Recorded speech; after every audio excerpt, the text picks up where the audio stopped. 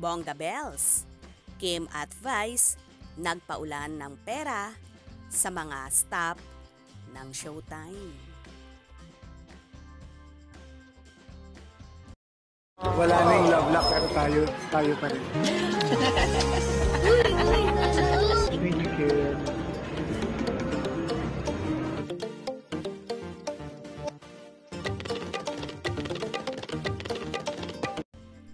Pinag-usapan at naging matagumpay ang Magpasikat 2023 at 14th Anniversary Celebration Week ng It's Showtime. Grabe nga ang pinaghandaan ng host at staff para lang may bonggang mapakitang performances ang bawat team. Chika nga nila, ilang buwan nila itong pinaghandaan simula sa pagbuo ng konsepto, paghahanap ng budget at hanggang sa nakakapagod na ilang araw na rehearsals. Idagdag pa nga riyan ang pinagdaanang suspension ng Kapamilya Noontime Show na kung saan muling bumuo ng isang panibagong noontime show ang staff, ang It's Your Lucky Day na pansamantalang pumalit sa It's Showtime.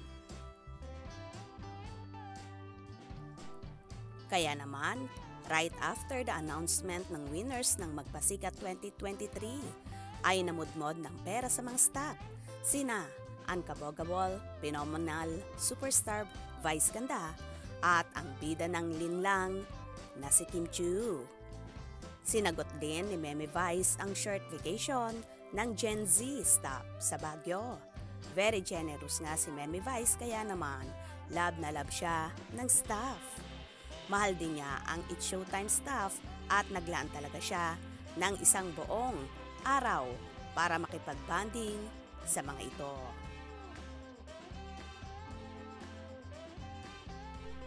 Sumama pa nga siya sa mga ito sa Baguio at syempre kasama ang kanyang minamahal na Mr.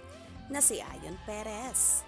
Kitang-kita ang kasiyahan ni Meme Vice na after lahat ng pinagdaanan ng kanilang noontime show ay patuloy pa rin silang minamahal ng madlang people.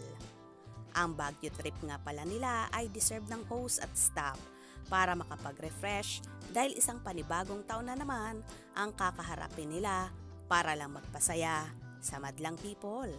At sana wala nang mangyaring airing suspension ha.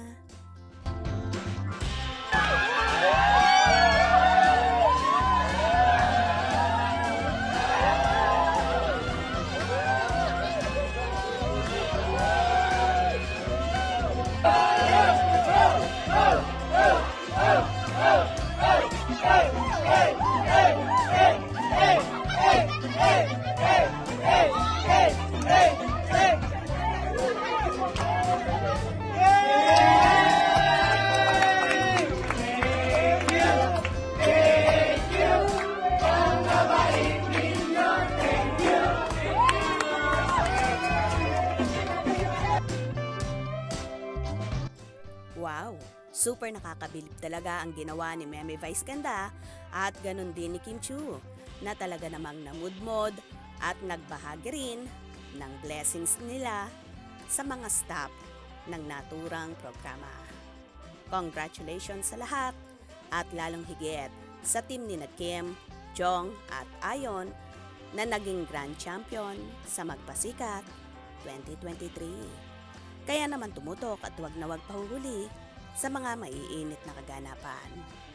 Hope you enjoyed. Please subscribe for more info.